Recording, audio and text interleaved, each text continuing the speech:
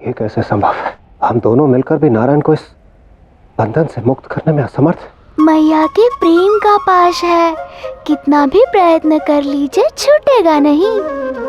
आइए देवगण, मेरी सहायता कीजिए।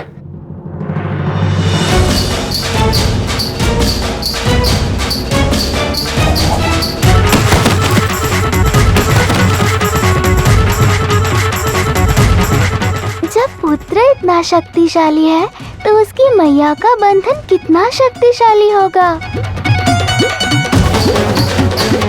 ये क्या देवराज, इतने शीघ्र थक गए?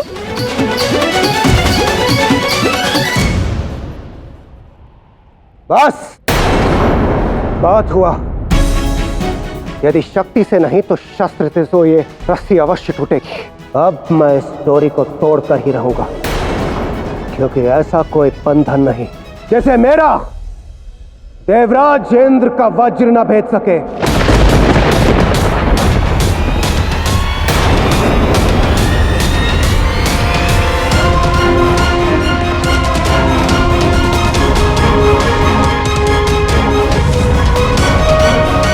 इंद्रदेव को रोकना होगा आराध्य। नहीं आराध्य, इंद्रदेव शायद भूल रहे हैं कि माँ की शक्ति सबसे प्रबल होती है और माँ पुत्र का संबंध उतना ही अटूट होता है जितना कि आत्मा।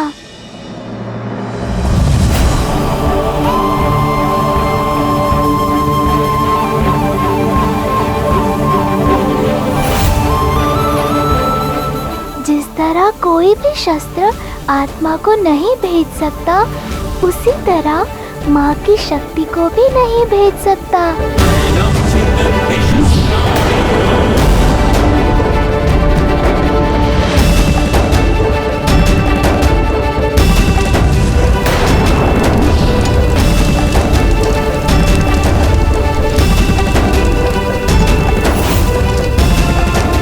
ना अग्नि जला सकती है,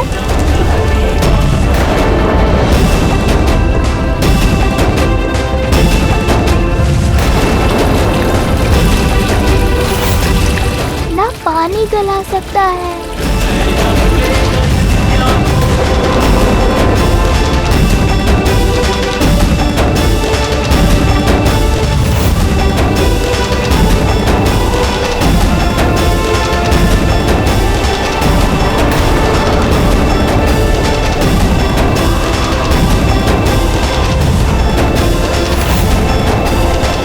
और ना वायु सुखा सकती है।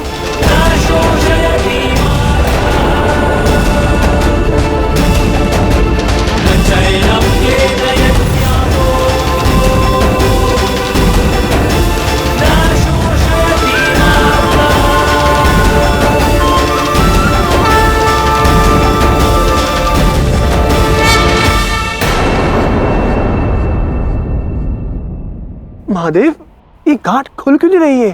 सूर्यदेव, ये गांठ इसलिए नहीं खुल रही है क्योंकि ये मातृत्व की शक्ति से गठित है।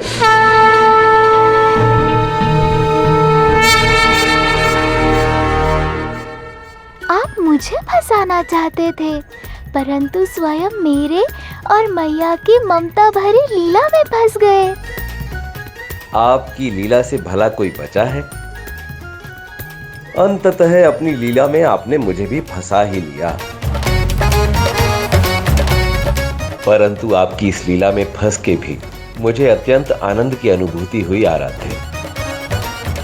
मुझे इतना सुंदर दृश्य देखने का अवसर प्राप्त हुआ। परंतु आप इस बंधन से कैसे निकलेंगे आराध्य? इन बंधन से मैं क्यों निकालना चाहूंगा महादेव? ये तो मैया के प्रेम की गांठ है। इसमें तो मैं सारा जीवन फंसा रहना चाहता हूँ, डांट खाना चाहता हूँ, वो हर एक चीज का अनुभव लेना चाहता हूँ जो एक पुत्र अपनी मैया से अपेक्षा रखता है। अब अगर मेरी मैया ने मुझे बांधा है तो मेरी मैया ही इसे खोलेंगी। आप सब जाइए।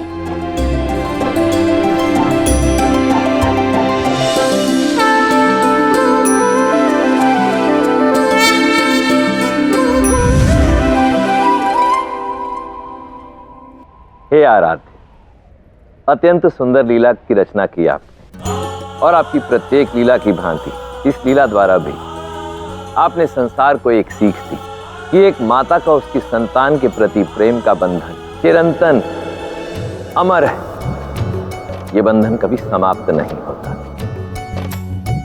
और ये सीख संसार कभी भूलेगा नहीं, सदैव स्मरण रखेगा कि नन्हे कान्हा की ठिठोली पर कैसे यशोदा मैया उसे डांटती थी, फिर क्रोधित होकर उसके पेट पर रस्सी बांधकर उसे वहीं बांध देती थी। संसार में जब भी कोई इस लीला का स्मरण करेगा उसे असीम आनंद की अनुभूति हो, क्योंकि इस लीला द्वारा उसे प्रत्येक मां में यशोदा मैया की झलक मिलेगी और प्रत्येक संतान में नन्हे कान्हा की। इसीलिए आज से ये संसार इस लीला को दामोदर लीला के नाम से पुकारे, दामोदर लीला के नाम से पुकारे, दामोदर लीला के नाम से पुकारे।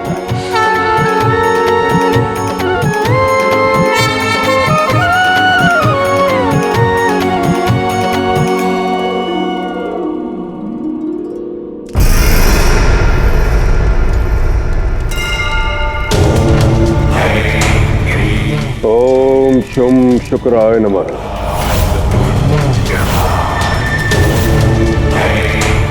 ओम शुम शुक्राय नमः। आपको शुक्राचार्य से सहायता लेनी चाहिए, वही है जो आपकी सहायता करेंगे। ये प्रतीक्षा भी एक परीक्षा है, परंतु ये कंस अपना संयम नहीं खोएगा। मुझे पता है उस नारायण के समक्ष पूरी शक्ति से, लगन से और धैर्य से कोई सामना कर सकता है तो वो और कोई नहीं, असुर गुरु शुक्राचार्य है। हे असुर गुरु शुक्राचार्य, प्रकट हो।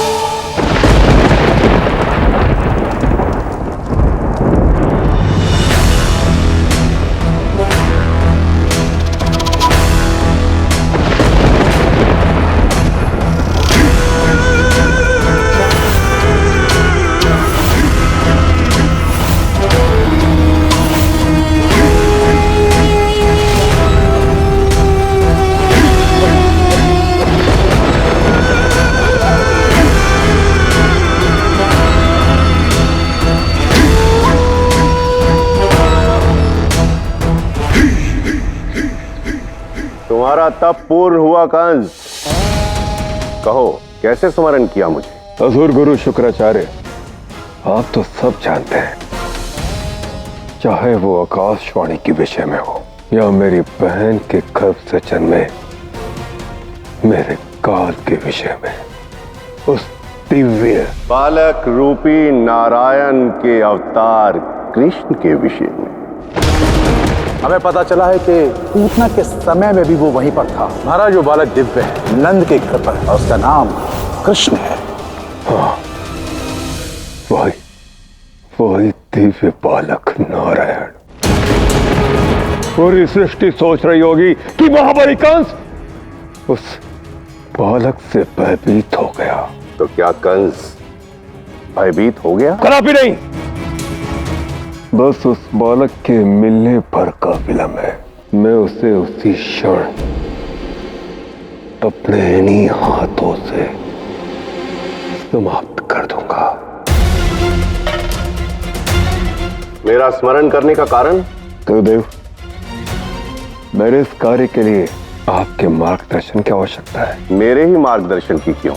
क्योंकि इस पूरी सृष्टि में उस दिव्य बालक से द्वेष और तिरस्कार अगर कोई करता है तो वो आप हो।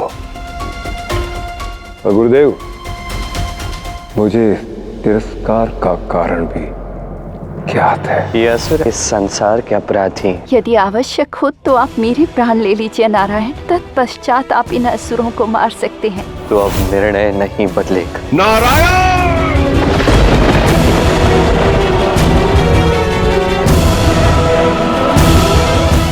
बिल्कुल सही सुना है तुमने, परंतु ये तुम्हारी योजना नहीं है।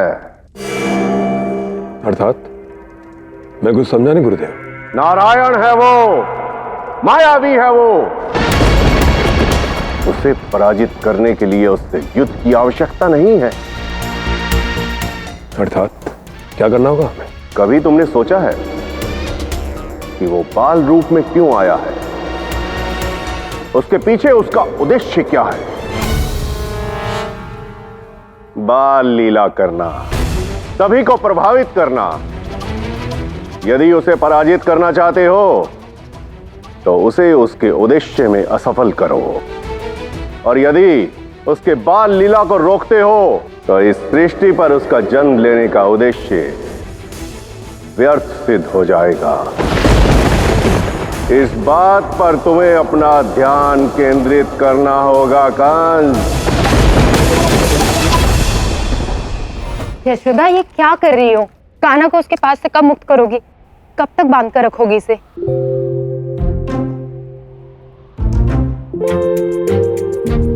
कितना शांत और प्यारा लग रहा है ना।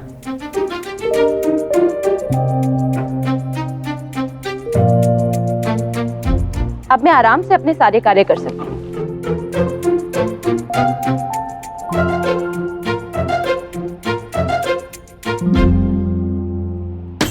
अले ले ले ले, कितना भोला और दुखी है। कितना भी स्वांग रचा ले, मैया के सामने नहीं चलेगी। हाँ दाऊ, सच कहा। महादेव चाहे इसे दामोदर लीला कहे या कुछ और, परंतु इस बार तय है कि मैया तुम्हारी लीला में फंसने वाली नहीं। वो तो तुम्हें कठोर दंड देकर ही मानेंगी। तुम्हारी ये लीला केवल दंड है मैया के लिए। दाऊ, मैया कभी ना कभी तो क्षमा करेंगी ना। अब कान्हा को जो कुछ भी करना है इसी स्थान पे बंधे हुए करेगा। खेलना है, कूदना है, सब कुछ इसी रास्ते से बंधे हुए करना होगा। परंतु भोजन वो भूखा होगा ना यशोदा? हाँ मैया, आपके कान्हा को बहुत भूख लगी है।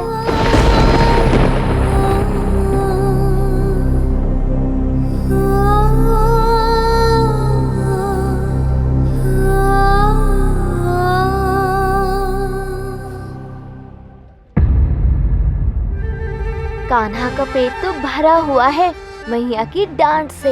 दाऊ, आप मेरी पीड़ा पर मरहम लगा रहे हैं या मेरा उपहास बना रहे हैं?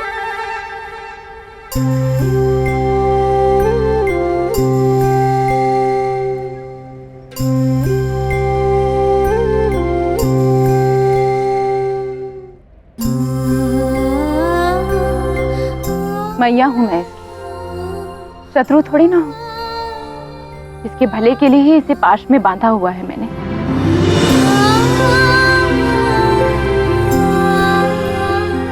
अपने हाथों से इसे भोजन कराने ही वाली थी।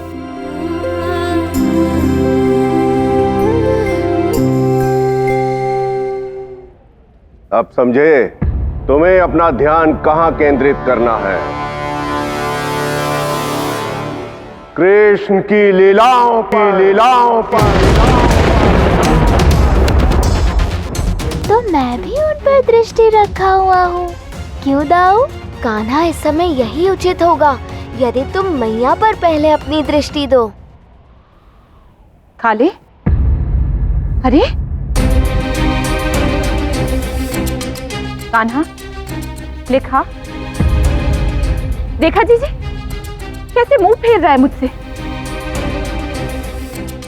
और आप कह रही थी कि ये भूखा होगा। यशोदा, तुमने उसे बांध रखा और उसी बंधन में तुम उसे खाना खिला रही हो। उसका भोजन करने का मन कैसे करेगा? अरे नहीं जीजी, उद्दंड हो गया है ये। इसका खाने का मन ही नहीं होगा।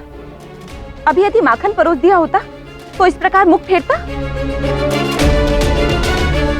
यशोदा, पाश के कारण फेरा है। तुम इसका पाश खोल दो, फिर देखना कैसे खाना खाता है। कदापि नहीं। माखन खा खा के केवल माखन का ही भूखा हो गया है ये। वह सदैव से सभी को प्रभावित करने का प्रयास करता है और सभी को अपनी लीलाओं पर नचाता है।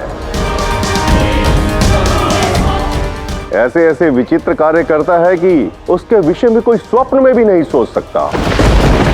उसे रोकने के लिए संपूर्ण बुद्धि युक्ति से काम लेना होगा। अवश्य गुरु शुक्राचार्य। कंस, अब तो मैं भी तुम्हारे साथ हूं। जब भी तुम्हें सहायता की आवश्यकता होगी मैं आऊंगा, क्योंकि हम दोनों का उद्देश्य एक ही है, नारायण की पराजय। यदि नारायण को पराजित करने के लिए तुम्हारी बहन के 8वें पुत्र को मारना पड़ा तो शुक्राचार्य को यह भी स्वीकार है। गुरुदेव, आपने आज यहाँ आकर महाबली कंस का जीवन सार्थक बना दिया। और से उस बालक को और उसकी हर लीला पर महाबली कंस की दृष्टि रहेगी। पूरे गोकुल पर मेरी दृष्टि रहेगी। देखता हूं कैसे वो बालक को लीला करता है।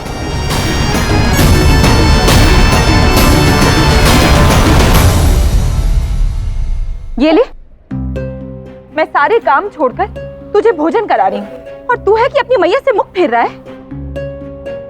चुपचाप खा। हाँ?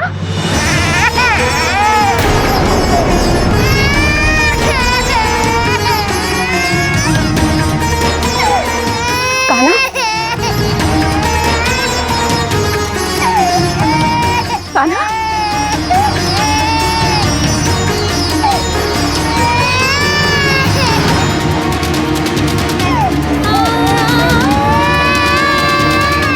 अभी खोल रही हूँ कान्हा। दिखा क्या हुआ? हाँ? हाथ हटा। तू पा क्या रहा है? मुझे देखने दे कान्हा, क्या बात है?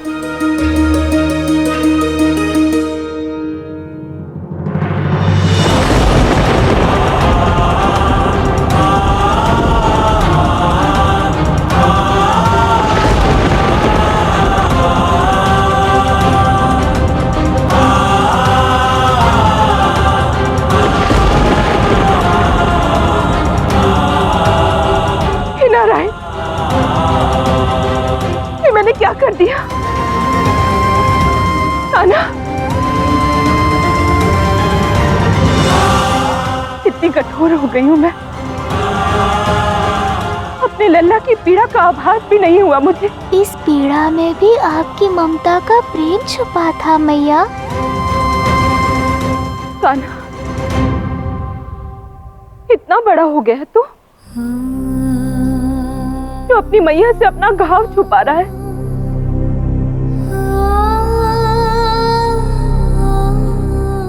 कितनी मूर्ख हूं मैं। ये भी नहीं सोचा कि जिस रस्सी से तुझे बांध रही हूं उससे मेरे लल्ला के कोमल शरीर पर चोट भी लग सकती है। कितनी कठोर हो गई हूं मैं।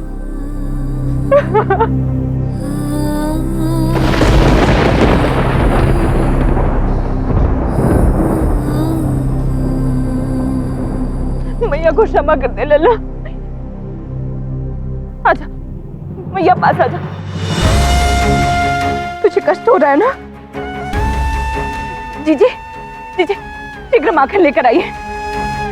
माखन से शीतलता मिलेगी।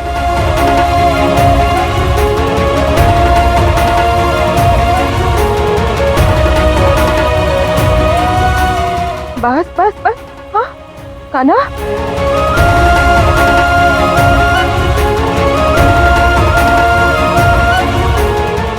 बस बस।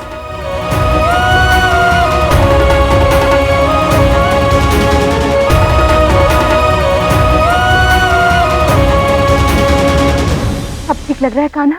ठीक तो लगेगा ही, मैया का प्रेम जो मिला है।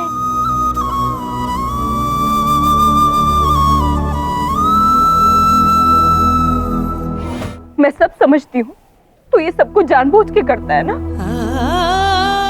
तुझे पता है, मुझे एक खरोच भी लगती है तो तेरी मैया सह नहीं पाती। मेरी प्यारी मैया, मैं सब जानता हूँ। क्यों करता है ऐसा?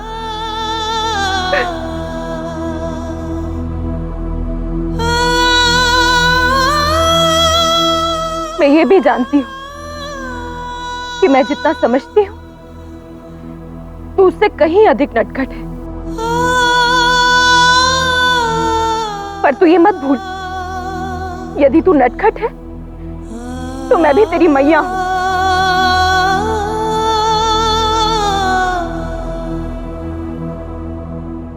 तुम ठीक तो हो ना कान्हा? हाँ दाऊ, थोड़ी सी खरोच है। तो क्यों मैया को रुला रहे हो? देख रहा हूँ मैं कैसे तुमने अपनी लीला रच के मैया से अपनी रस्सी खुलवा ली। हाँ, अंततः मैया ने रस्सी खोल ही दी। अंततः नहीं, बस कुछ पल के लिए खोली है। स्मरण रखना, वो तुम्हारी मैया है।